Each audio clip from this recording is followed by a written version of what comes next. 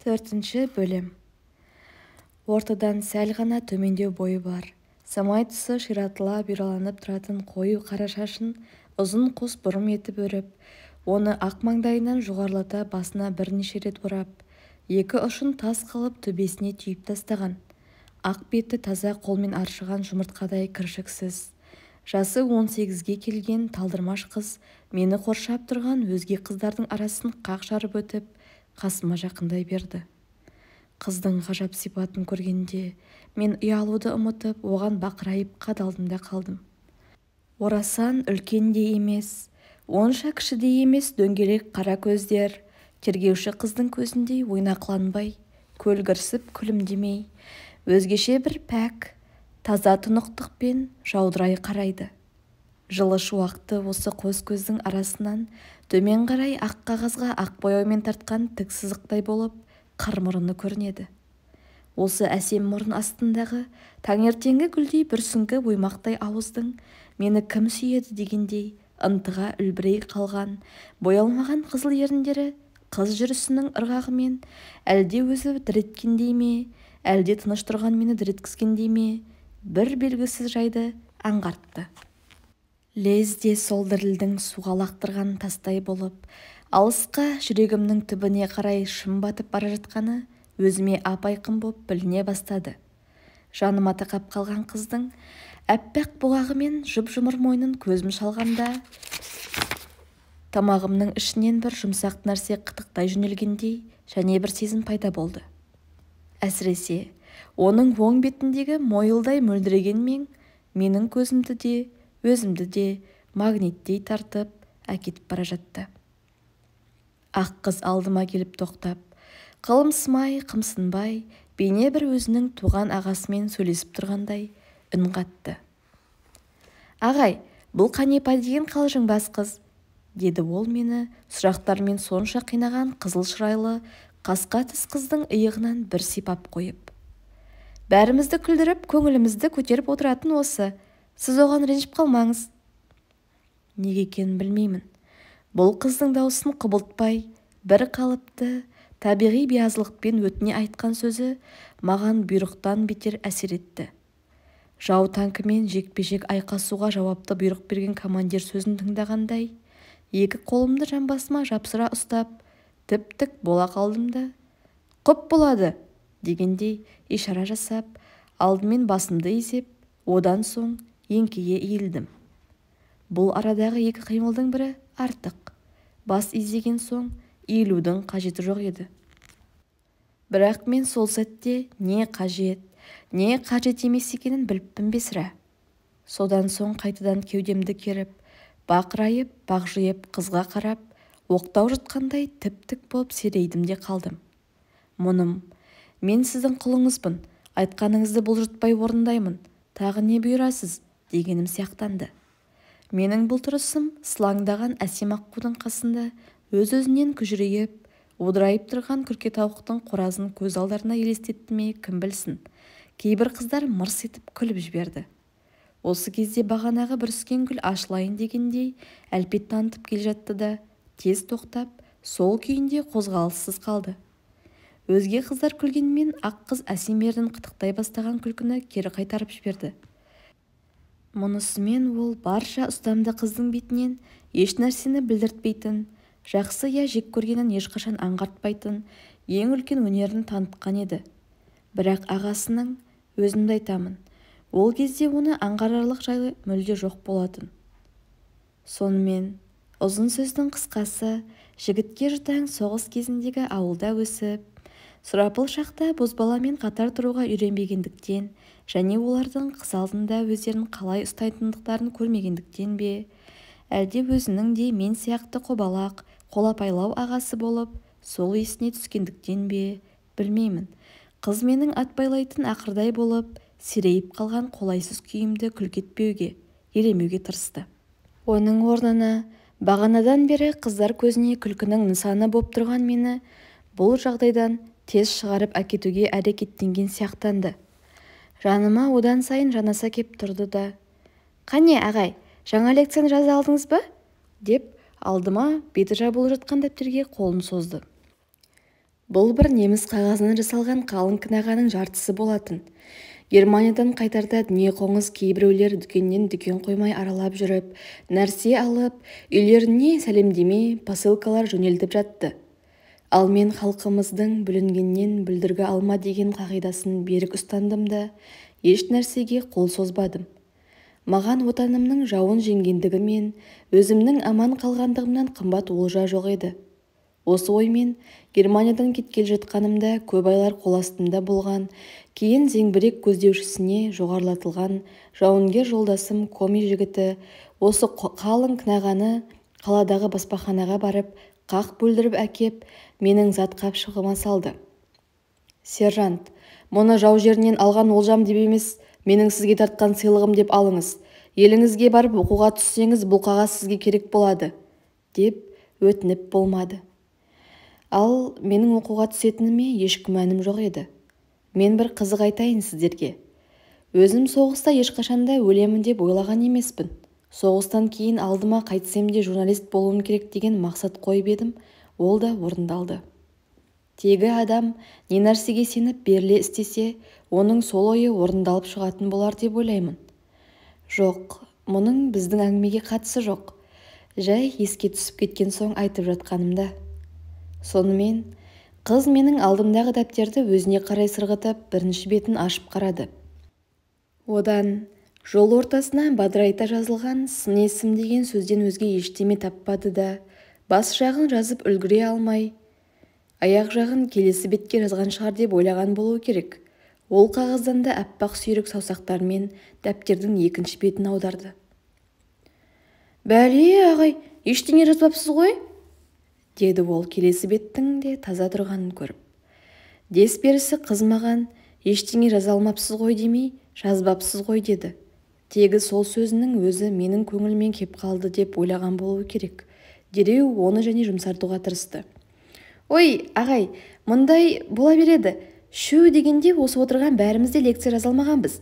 Адам бірте-бірте төселеді. Алдымен әр оқытушының үніне құлақты үйрету керек». Осы кезде дәлізде соғылған қоңырау үні естілді. Мені қоршап тұрған өзге қыздар өз орындарына қарай ойысты.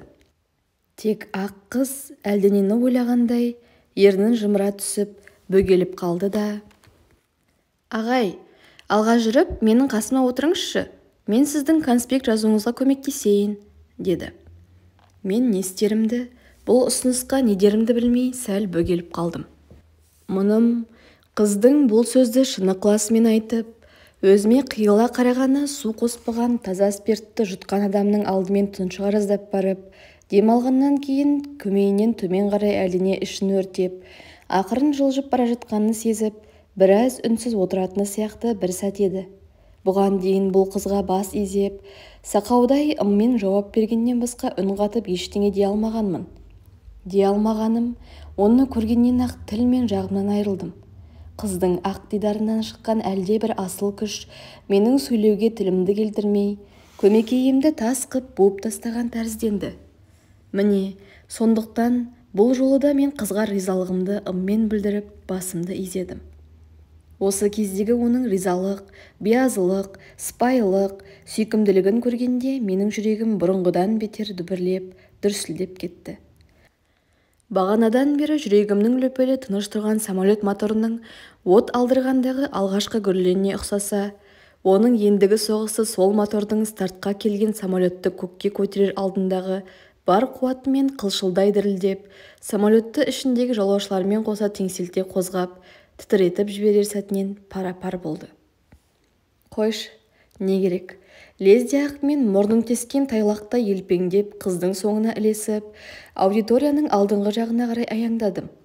Жоқ, сол сәтте ол қыз менің тек мұрнымды ғана емес, жүрегімнің өзін қоса тесіп, бұйдалап алыпты ғой. Кім білген, қыз шіркіндердің бар істі осылай үндемей тындыратынын. Ақ қыздың орны есік жақтағы екінші партаның оң қанатында екен. Мен жақындай бергенде сол жағында отырған қызға былай деп жатты: «Қанипа, сен артқа барып отыршы, мен ағайды қасыма алып конспект жазуына көмектесейін». Деді. Қанипа біреу оны ыңқ еткізіп бүйірден қойып қалғандай, даусына мән бере және қаттырақ шығарып. Жақынырақ отырған қыздардың оның әсіне елең етіп мән бере қалды. Тек ақ қыз ғана оны елемеген сияқтанды. Немесе мен орнымды берейін, ағайға сен көмектес. Жаңа келген, әлі үйренбеген кісіге алыста отырып лекция тыңдау қиын ғой, деді ол өзінің сабырлы қалпымен. Жолдасына тағы бір деңе демек боп оқтала берген қызыл шырайлы қыз сөлбірейіп, мен қасына келіп қалғаннан кейін жалт етіп бетіме қарады да, ақырын ғана жымиып, қазір, деп қағазын жинай бастады.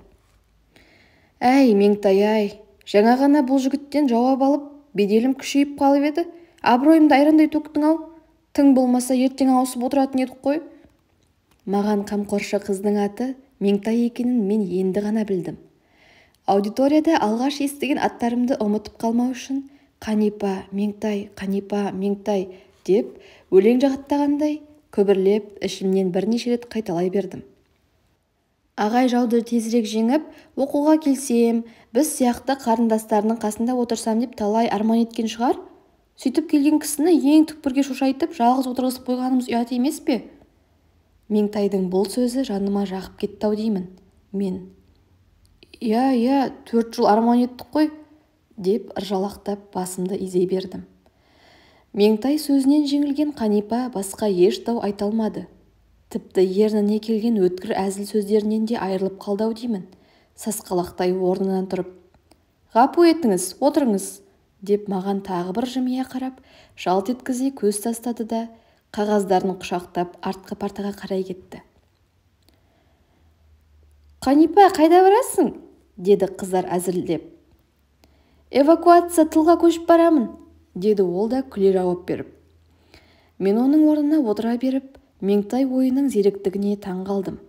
Меңтайдың жаңағы айтқан, ағай жауды тезірек жеңіп, оқуға келсем, біз сияқты қарындастарының қасында отырсам деп талай арман еткен шығар дегені, оның алдында айтқан алыста отырып лекция тыңдаудан ауыр екендігі, алдымен оқытушының үніне құлақты үйрету қажеттігі туралы пікірлері, бәрі менің ойым. Сонда осы қыз алдыңғы лекцияда ештеңе жазбай, әлдебір әдіспен тек қана менің ойымды тыңдап отырғаннан сау ма екен өзі деп, оған қымсына қарап қойдым.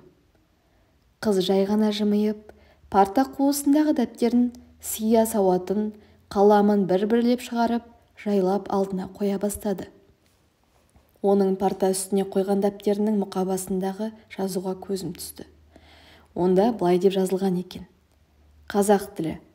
Қазақ мемлекеттік университеті тарих-филология факультетінің 2-ші курс студенті Ербосынова М. Мен Меңтайдың фамилиясының Ербосынова екенін осы арада білдім.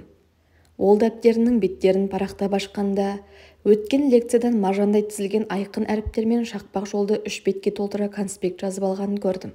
Бәсе, ішіңдегіні біреу қайдан білсін, деп ойладым тағы да. Өзінің зеректігімен мен ойлаған ойдың үстінен түсіп жатқан шығар. Дегенмен бұл қыздың аузынан шыққан қарапайым сөздердің өзі мені сары алтынның буындай балқытып бара жатқаны тегі оның өң сұлулығынан ғана емес, осы ой зеректігінен де болар. Қазақ тілінің оқытушысы біраз кешігіңкіреп келіп, сабағын жалғастырды. Жақыннан қарағанда ол құсмұрындығының үстіне мүлде шүңірек көз кісі екен. Менің алыста отырып, оның бүркітке ұқсатқаным тіпті дұрыс болыпты. Сабағын бастай бере ол 2-ші партада да жапалақтай жарбиып отырған маған көз тоқтатты. Сіз қайдан келдіңіз? Аты жөніңіз кім? Деді оқытушы маған. Партаны салдыр-күлдір еткізіп, мен орнымнан атып тұрдым. Керзі етіктің екі басы бірімен бірі сүзіскен бұзаудай болып сарт ете қалды. Оң қолымды шошаң еткізіп жоғары көтере бердім де, жалаңбас тұрғаным есіме түсіп, жалма-жан жамбасыма жапсыра қойдым. Бағанадан бері оқытушының аты жөнінде сұрамаппын, не де болса деп бұрынғыша тарта бердім. Жолдас оқытушы, алдыңызда тұрған аға сержант Есенов Ербол. Демобилизациямен әскерден қайтып университетке оқуға келдім. Қыздардың бәрі қыран күлкі болды. Оқытушы да күліп жатыр. Тек Меңтай ғана дыбыс шығармай езу тартты. Онысында тез тыя қойып маған қарай жақындан қарап, ағай, сержант емес, студент деп айтыңыз, деді. Жұрт осыған күлген екен ғой дедім де, шапшаң қатемді түзетпек болып, қыздардың күлкісі тоқтала бергенде, «То есть студент Есенов Ерболмын», дедім ыржиып. Қыздар бұрынғыдан бетер сықылдап күлсін. Күлсе күле берсін. Қыздардың күлкісі маған майдай жағады. Өйткені ол немістердің 6 стволы минометінің абалап келіп, айналаға ажал шаша, алды-артымды жарылып жатқан миналар емес. Мен қазір тірі дүниенің тұзағынан шығып, пейішке келіп тұрғандаймын. Сондықтан осынау хор қыздарына қосылып, өзім де еріксіз күлемін. Бір кезде күлкі басылды. Оқытушы оң жағына бұрылыңқырап қалтасынан орамалын алып көзін сүртті. Тегі мен орнына отырды ма деп ойлады ма, әлде маған қарасам күліп қоярмын деді ме білмеймін. Оқытушы сол қырын қараған күйі сабағын бастады. Ал мен отырғаным жоқ. Отырмағаным әскерде ондай тәртіп жоқ. Шені кіші адамдар аға командир рұқсат еткенде ғана отырады. Бұл жерде оқытушы аға командир есебінде. Ендеше мен ол отыр демей, орныма жайғасуға тиісті емеспін. Өйстіп, өзімнің тәртіптілігімді танытпақ боп қалшиып тұрмын. Меңтай маған сыбырлап, «Отырыңыз», дейді. Тәртіпті солдат қалай отырады? Ал мен оқытушының әскерде болмағанын, әскер тәртібінің иісі мұрнына да бармайтынын қайдан білейін? Мен одан сайын екі жамбасымды қаттырақ қысып, сіресе түсемін. Қыздар күлкіге булығып, тағы сықылықтай бастады. Тіпті болмаған соң Меңтай мені гимнастеркамның етегінен тартып, өзіне қаратты да, «Отырыңыз», деп жалынғандай болды. Мен қыздың көңілін қимай отырайын деп ойладым да, оқытушыға қайта қарадым. Ол алдындағы конспектісіне үңіліп, сын есім туралы лекциясын төпелеп жатыр. Мен жаққа ақы берсең бұрылатын емес. Бірінші рет әскер тәртібін бұзып амалсыздан отыруыма тура келді. Рұқсатсыз отырғаныма, бейне бір намазым қаза болған молдадай, ішімнен бұрқылдап, құс мұрын оқытушыны кінәладым. Дегенмен ол мен жаққа бұрыла қалса, тез орнымнан атып тұруға және әзір болдым. Осы кезде ол көзін менен асырып арт жаққа қарады. Оқытушы маған назар аударған екен деп елбең етіп ұшып тұра жаздадым. Менің мұныма Меңтай амалсыз жымиып, ақырын ғана бас шайқады. Әскерде сүйекке сіңіп кеткен тәртіпке байланысты осы қылығымнан мен кейін қатты ұялып жүрдім. Оған мынандай тағы бір себеп те болды. Сол күннен кейін іле-шала Тәкеннен хат алғанмын. Ол былай деп жазған екен: «Ербол, аманбысың? Оқуға түскеніңе қатты қуанып жатырмын. Сенің түсетініңді білгенмін. Мен де аманмын. Өзім келген күннің ертеңінде-ақ бір асауға бұғалықты тастап кеп жібергенмін. Бірақ әлі құлағына қолым тиген жоқ. Ноқтаны ыңғайлап ұстап, жалын сипалап жақындап келемін. Әлдеқашан-ақ тұтқыртып алатын едім. Өзімнен болды. Өйткені келген күні мен оның шешесін өлтіріп ала жаздаппын». Әңгіме былай. Ауылдың үлкен кішісі біздің үйге маған сәлемдесуге келіп жатты. Мен де оларға әскери тәртіппен ізет көрсеттім. Келгендер не қолымды алмақ болып, не бетімнен сүйге ыңғайланып, төрде отырған маған қарай ұмтылады. Мен орнымнан атып тұрамын да, оң қолымды сарт еткізіп шекеме көтеріп, «Здравия желаю, старший сержант Майшанов!» деп қатты айқайлап, қаққан қазықтай боп бажырая қаламын. Міне, осыған соғыс көрмеген сожүрек 2-3 жаман кемпір шалқаларынан түсе жаздап талып қалған болатын. Жұрт олардың бетіне су бүркіп жатқанда мен, әкетіңдер, санротаға апарыңдар, деймін ғой баяғы. Өйткені маған сәлемдесуге басқа жұртта келеді. Кемпірлерді төрге серейтіп салып қойып отырайын ба сол? Құдай ұрғанда жаңағы талып қалған кемпірлердің бірі мен жақсы көрген қыздың шешесі болып шықпасы бар ма? Алыстан ажалдың аузынан қайтқан бала ғой деп, еміріне еңкейіп құшағымды жая бергенімде, төрде тып-тыныш отырған алпамсадай жігіт алақ-жұлақ етіп атып тұрды. Кеудесіндегі теңгеліктері диуананың асасындай сылдыр-сылдыр қағып, әкесінің атына әлдебір түсініксіз сөздерді қосып, арс-арс ете қалғанда иманым ұшып, жүрегім жарылып кете жаздады. «Мен ондай диуанаға қызымды бермеймін», деп айтады дейді сол кемпір. Диуана деп отырғаны мен. Тапқан екен диуананы. Біздің жағдай осы, бірақ кемпірдің қарсылығына қарамастан атаканы күшейтіп жатырмын. Сен өзің де сыпайысың ғой. Дегенмен осындайдан сақ бол. Әскердің заңы ауылға жарамайтынын байқап қалдым. Жақсы көрген біреуің болса, маған ұқсап үркітіп алып жүрме. Ал мен болдым. Қанды көйлек досың Тәкен. Хатты оқып алдымен ішек сілем қатып күліп алдым. Артынан өзімнің алғашқы лекцияда аға сержант Есенов деп орнымнан атып тұрып, одан рұқсатсыз отырмаймын деп қалшиып тұрып алғаным есіме түсіп, кірерге тесік таба алмай өз-өзімнен қысылған едім. Дегенмен, әскерден қайтқан адамның бойындағы бұл сияқты сөлтеліктер көлденең жұртқа күлкілі көрінгенмен, әскер тәртібінің осылай сүйекке сіңісті боп, көпке дейін көңілден кетпегеніне өз басым бір себептен өкінбеймін де. Өйткені сүйекке сіңбеген тәрбие емес. Тәртіпті, ынтымақты әскер ғана жауынан жеңілмейді. Меніңше осы күнгі жастар тәрбиесі үлкен 3 бөлімнен құралады. Ол семья, мектеп және әскери өмір. Осы 3 тәрбиені өз бойына дұрыс сіңіре алған жас адам жақсы азамат. Ондай ұрпағы бар отан, ұлы отан. Оны ешқашанда жау ала алмайды. Мұның өзі бүйректеу әңгіме болып кетті-ау деймін. Енді оны қойып, әлгі аудиторияға қайта оралайын. Мен орныма отырғаннан кейін қыз ақырын ғана жымиып, білінер-білінбес етіп басын шайқады дедім ғой. Онысы Меңтайдың мені жазғырғаны ма, әлде жақтағаны ма аңғарғаным жоқ. Бар байқағаным қыз сыпылдатып, өз дәптеріне тағы да жарты беттей жазып тастаған екен. Ағай, 3,5 беттен орын қалдырып, міне жерден бастап маған ілесіп жаза беріңіз, деп Меңтай сол қолының шынашағымен өзі дәптерге енді түсіре бастаған сөйлемді нұсқады. Қыздың шынашағы әппақ, жұп-жұмыр екен. Одан озыңқы өзге саусақтар әсемдігі, әдемілігімен және жан күйдіреді. Әттең, мына саусақтарды шөпілдетіп сүйермедім. Тым болмаса ақырын ғана сыртынан сипармеді. Деп мен кәмпит көрген баладай жұтынып, телмірдім де қалдым. Менің сұқтанып отырғанымды сезді-ау деймін. Қыз дәптерінің шетін басып тұрған әсем саусақтарын ақырын ғана жұмып, жұдырығын түйіп алды. Жас баланың жұдырығындай сүйкімді сол бір жұдырықты жұтып қояр ма еді, деп мен оған да қызыға қарадым. Оң қолымен сыпылдата конспект жазып жатқан қыз жаңағы жұмған жұдырығын дәптер шетіне сәл ұстап отырды да, маған сездірмеуге тырысып, сол қолын жайлап тартып алып төмен түсірді. Алақанымен сипалап, партаның қуысынан бірдеңе іздеген сияқтанды. Онысы менің көзімді тайдыру үшін жасаған қулық-ау деймін. Өйткені сия сорғыш іздеді ме дейін десем, онысы дәптердің үстінде, оң қолының астында жатыр.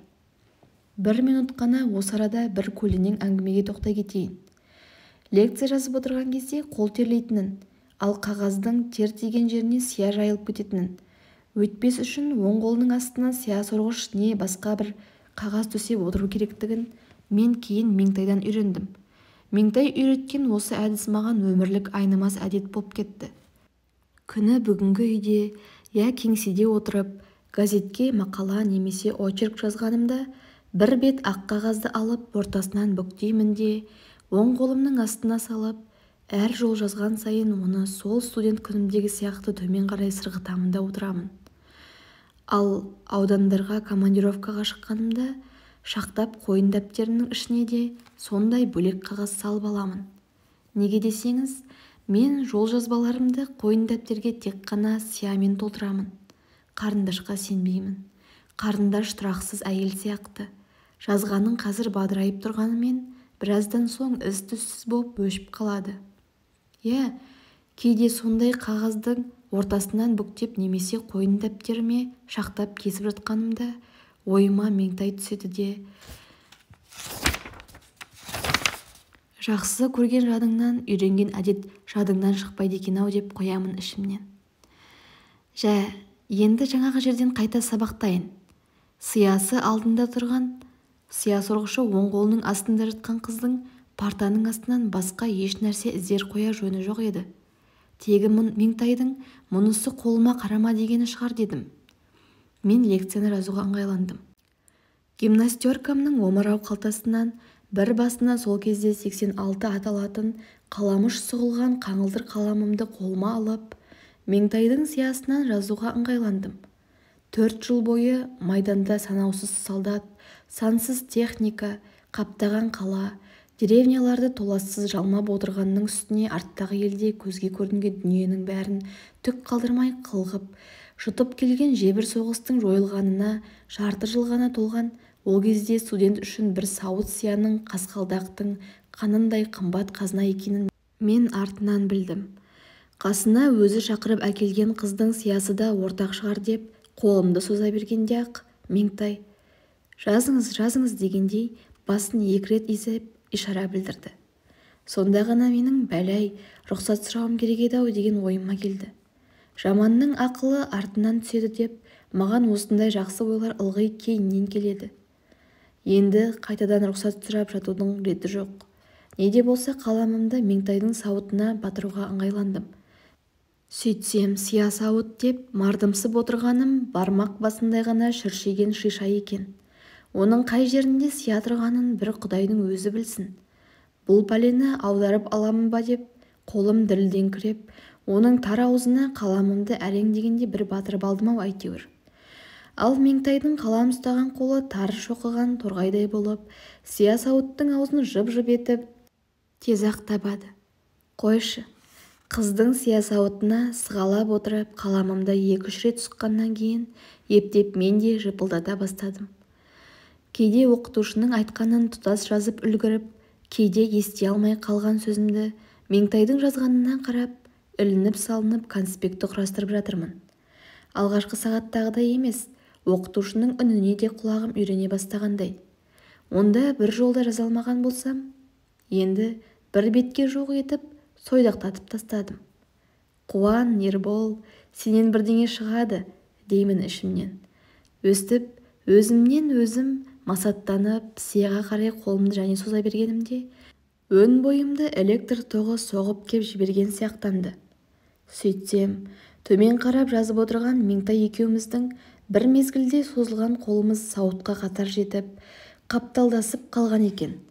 Кішкентай әсем әппақ қолмен быртықайлау қап-қара қол біріне-бірі тиіскенде, электр сымының 2 ұшы біріне-бірі жанасып, сол жерден жарқылдап от ұшқындап жатқандай, екеуін тез айырып жібермесе, өшпес өрт тұтанатындай күй туған екен. Жүрек лепілдеп, қан лапылдап, дене дуылдап кетті. Осы қазір күйіп, көмір боп кетсем де, менің өз қолымды қыз қолынан ажыратып алғым келмеді. Меңтайдың мені мерт еткісі келмеді ме, әлде аға деп сияны бұрын алуға жол бергені ме білмеймін. Ол өз қолын жайлап кері тартып алды да, дәптерінің келесі ақ бетін аударыстырып қарай бастады. Сия сауыт босағаннан кейін қайтадан ештеңе болмағандай, бұрынғысындай сабырлы қалпында конспектісін әрі қарай жалғастырып жаза берді. Бірақ қыз сабырлы болған сайын менен сабыр кете бастады. Оның ақ саусақ, ақ білек, ақ мойнына көзім түскен сайын буын-буыным құрып, безгекке ұшырағандай бойым қалтырай түсті. Оның үстіндегі ангор ешкінің жүнінен тоқылған ақ свитерге дейін мені елтітіп, елжіретіп, дүниеде сол свитерден сүйкімді, Меңтайға содан жарасымды киім жоқтай боп көрінді. Осы күйде отырып, лекцияның ырғағына ілесе алмай асықтым ба, әлде сол сәтті көзіме Меңтайдан өзге ешкім еш нәрсе көрінбей кетті ме, білмеймін. Ілгері созған қаламым сауыттың ернеуіне тиіп, көк сия мөлт етіп, Меңтайдың дәптеріне ақтарылды да, сауыт домалай жөнеліп, оның ақ свитерінің етегіне барып құлады. Менің бұл кездегі жағдайымның қандай болғанын сіз сұрамасаңыз, мен айтпайын. Жазушы кісісіз ғой, өзіңізді менің орныма қойып, мөлшерлеп түсіне беріңіз. Менің бар білетінім сол сәтте өзімнің жерге кірер тесік таба алмағаным. Өйтпегенде қайтейін, ағалап, жаны ашып, жақсылық жасағалы жанына шақырып әкелген қызға қиянат жасап алсам. Қиянат емей немене? Оның еңбегін еш етіп, дәптеріне сия төгіп, свитерін былғасам. Кетіңізші орныңызға, өзіңіз бір адам емес аю екенсіз ғой, десе, не деймін қазір? Ашуланса, ауыл қыздарының тілі ащы келеді. Олардың қу қайыршы, иттің ғана баласы деген сияқты тәтті сөздерін талай рет естігенмін бала күнімде. Бұл қыздың да мені сөйдеп тілдемесіне кім кепіл? Мына қаптаған қыздың ортасында масқараға ұшырайтын болдым-ау. Бұдан да бағанағы орнымда отыра бергенім артық еді. Бір көрген қыз бір ауыз жылы сөз айтты деп желпеңдеп кеп жөнеліп едім. Өзіме де обал жоқ. Енді Меңтай мені не деп сөксе де құлмын. Осылай ойлап, өзіне өлім жазасын күткен қылмыскердей құнысып, бір уыс болдым да қалдым. Бет-аузым бір түрлі боп бұжырайып кеткен шығар деп ойлаймын. Әйтеуір, жалынышты түрмен жапалақ қағып, біресе парта үстіндегі көк ала боп қалған дәптерге, біресе Меңтайдың алдындағы аузы маған қарап, мен не істер екен деп аңдып жатқандай көрінген кішкентай сиясауытқа кезек қарай бергенімді білемін. Соғыста жүргенімде бір күні мені іздеп артиллерия полкына майдандық газеттің тілшілері келді. Өздері 3 адам. Бір орыс, бір қазақ, бір өзбек екен. Ана екеуінен дәрежесі үлкен капитан қазақ менімен бұрыннан таныстай бірден шүйіркелесіп кетті. Оның себебі бар еді. Мен дивизиялық және майдандық газеттерге артиллеристер өмірінен хабар, корреспонденция, мақалалар жазып тұратынмын. Жас кезінде қай қазақ өлең жазбаған. Ара-тұра ол газеттерде менің өлең сымақтарым да жарияланып қалатын. Содан сырттай мені жақындататын капитан Бағи Уазитов өз газеттеріне материал жинай алғы шепке шыққан бұл сапарларында жолдастарын ертіп маған жолығуға келіпті. Редакциядан ала келген блокнот, қағаздарын беріп, қарық қылып тастады. Соғыстан аман қалсаң журналист бол, Казгудың журналистика бөліміне түс деп мәслихатта айтып жатыр. Тірі болсам, расында да журналист болуым керек деген ой менің басымда сонда ұялаған еді. Біз батарея желкесінде жертөледе сөйлесіп отырған болатынбыз. Бір кезде алдыңғы шеп жақтан гүрс еткен үн шықты да, лезде жерді солқ еткізе, дұрыс ете қалған және дыбыс естілді. Апырай, танктен атқан жоқ бекен деп ойладым мен.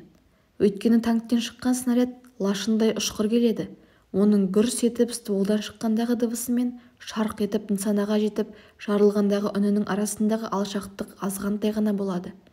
Апырай, жау танктері батареяға шабуыл жасап келе жатқан жоқ бекен деп сасқалақтаған мен жертөледен шыға жүгірмек бола бергенімде бір нәрсе ысылдап, ысқырып, қақаңдап келіп дәл есік алдына тоқтады да шыр көбелек үйіріле қалды.